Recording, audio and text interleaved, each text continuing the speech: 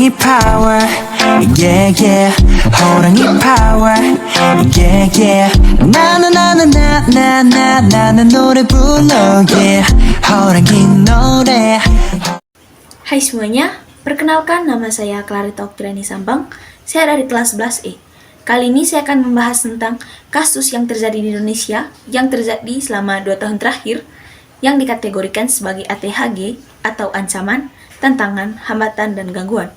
Nah, di sini kasus yang saya ambil adalah konflik yang terjadi di Papua yang dilakukan oleh OPM atau Organisasi Papua Merdeka. OPM atau Organisasi Papua Merdeka adalah sebuah gerakan separatis yang didirikan di 6 provinsi di Papua yang sebelumnya dikenal sebagai Papua, Irian Jaya, dan Irian Barat. Disebut sebagai gerakan separatis karena tujuan utamanya adalah untuk mencapai kemerdekaan bagi wilayah Papua dari Negara Kesatuan Republik Indonesia. Gerakan ini berusaha memisahkan diri dari Indonesia dan mendirikan negara merdeka melalui berbagai cara, termasuk diplomasi, demonstrasi, dan kadang-kadang melalui aksi bersenjata. Sejak awal pendiriannya pada tahun 1965, OPM telah menunjukkan keinginan untuk kemerdekaan Papua dengan mengadakan upacara pengibaran bendera bintang kejora dan melakukan aksi-aksi yang menentang pemerintah Indonesia. Aktivitas-aktivitas ini dianggap sebagai tindakan makar oleh pemerintah Indonesia, dan oleh karena itu, OPM dianggap sebagai organisasi separatis. Gerakan ini juga memiliki sayap militer yang seringkali terlibat dalam konflik bersenjata dengan pasukan Indonesia, yang semakin memperkuat citra mereka sebagai gerakan separatis. Selain itu, OPM juga berusaha mendapatkan dukungan internasional untuk tujuan kemerdekaan mereka yang semakin menegaskan posisi mereka sebagai gerakan separatis. Organisasi Papua Merdeka atau OPM dikategorikan sebagai ancaman, tantangan, hambatan, dan gangguan atau ATHG dalam konteks integrasi nasional. Yang pertama, sebagai ancaman. OPM merupakan kelompok pemberontak yang mengancam kedaulatan negara Indonesia. Mereka terlibat dalam pemberontakan bersenjata yang mengganggu stabilitas dan keutuhan wilayah negara. Pelanggaran wilayah NKRI oleh OPM juga merupakan ancaman terhadap kedaulatan negara. Yang kedua, tantangan. OPM menantang pemerintahan dengan memperjuangkan kemerdekaan Papua. Konflik dengan OPM menguji kemampuan pemerintah dalam menghadapi situasi yang kompleks. Yang ketiga, hambatan. Keragaman budaya di Papua dapat menimbulkan konflik antar kelompok. Beberapa kelompok berupaya mengganti ideologi Pancasila sebagai dasar negara. Yang keempat, gangguan. OPM melakukan gerakan separatis yang mengancam kedaulatan wilayah. Aksi spionase atau mata-mata dari negara lain yang bekerja sama dengan OPM juga mengancam keamanan nasional. Berikut adalah beberapa kasus penembakan yang melibatkan Organisasi Papua Merdeka atau OPM dari tahun 2022 hingga 2024.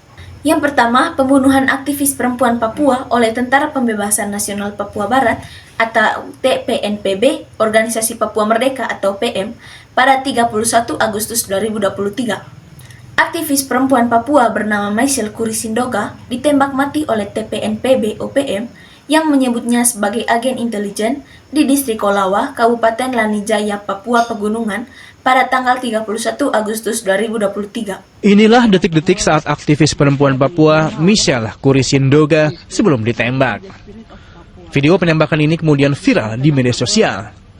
Polisi menduga aksi penembakan terjadi di distrik Kimbim, Jayawijaya, Papua Pegunungan 29 Agustus silam. Yang kedua, serangan OPM di Pegunungan Bintang, Papua pada bulan Januari 2023.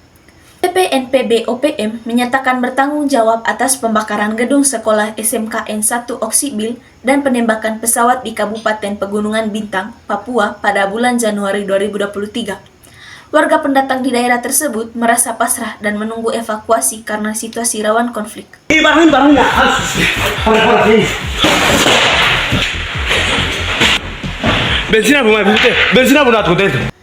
Yang ketiga, penembakan karyawan rekanan Telkomsel pada tanggal 2 Maret 2022. TPNPB OPM mengakui bertanggung jawab atas penembakan yang terjadi di Kampung Kago, Distrik Ilaga, Puncak, Papua pada Maret 2022. Penyerangan kelompok separatis teroris Papua ke pos pekerja PT Palapa Timur Telematika (PTT) di Distrik Mulia, Kabupaten Puncak, Papua diketahui dari pantauan kamera pengawas tower. Satu-satunya pekerja yang selamat, Nelson Sarera, berusaha memberitahukan adanya penyerangan melalui kamera pengawas yang terpasang di tower berulang kali. Yang keempat, dan Ramil Aradide gugur akibat penembakan OPM pada tanggal 11 April 2024. Letda Inf Octavianus Sokolrai, seorang dan Ramil di distrik Aradide, Kabupaten Paniai, Papua Tengah, tewas ditembak oleh OPM pada 11 April 2024. TNI mengecam aksi ini sebagai pelanggaran HAM berat. Komandan Rayon Militer 170304 Aradide, Letnan 2 Infanteri Octavianus Sogare gugur setelah ditembak dan diserang bertubi-tubi oleh gerombolan organisasi Papua Merdeka. Yang kelima, penembakan anggota BRIMOB oleh OPM pada tanggal 22 November 2023. Satu anggota BRIMOB tewas dan satu anggota lainnya luka akibat penembakan OPM di Papua Tengah. Baraturani Yohanes terluka karena tertembak di kaki kiri. Jenazah dan korban luka kemudian dievakuasi ke RSUD Timika. Semua kasus ini mencerminkan situasi konflik yang berkepanjangan di wilayah Papua dan menunjukkan dampak tragis pada warga sipil dan personel militer. Solusi yang dapat diberikan untuk menangani hal tersebut. Yang pertama, peningkatan kesejahteraan masyarakat. Pemerintah perlu fokus pada pembangunan ekonomi dan sosial di Papua. Ini termasuk memperbaiki infrastruktur, layanan kesehatan, pendidikan, dan akses ke sumber daya ekonomi. Dengan meningkatkan kesejahteraan masyarakat, ketidakpuasan yang mendasari gerakan separatisme dapat berkurang. Yang kedua, dialog dan diplomasi. Pemerintah harus membuka dialog dengan pihak yang terlibat termasuk OPM. Dialog ini harus mencakup isu-isu seperti otonomi, hak asasi manusia, dan pemberdayaan masyarakat Papua. Diplomasi juga penting untuk memperoleh dukungan internasional dan mengatasi isu-isu secara damai. Yang ketiga, penegakan hukum yang adil. Pemerintah harus menindak pelaku kekerasan dan pelanggaran hak asasi manusia dengan tegas. Namun, penegakan hukum harus adil dan menghormati hak-hak individu. Yang keempat, pengembangan otonomi daerah. Meningkatkan otonomi daerah di Papua dapat membantu mengatasi ketidakpuasan dan memperkuat partisipasi masyarakat dalam pengambilan keputusan. Yang kelima, pendidikan dan kesadaran. Pendidikan politik dan kesadaran akan pentingnya persatuan harus ditingkatkan. Ini dapat membantu mengurangi dukungan terhadap gerakan separatisme. Yang keenam, keterlibatan masyarakat. Melibatkan ke masyarakat Papua dalam proses pengambilan keputusan dan pembangunan adalah langkah penting. Masyarakat harus merasa memiliki peran aktif dalam membangun masa depan Papua.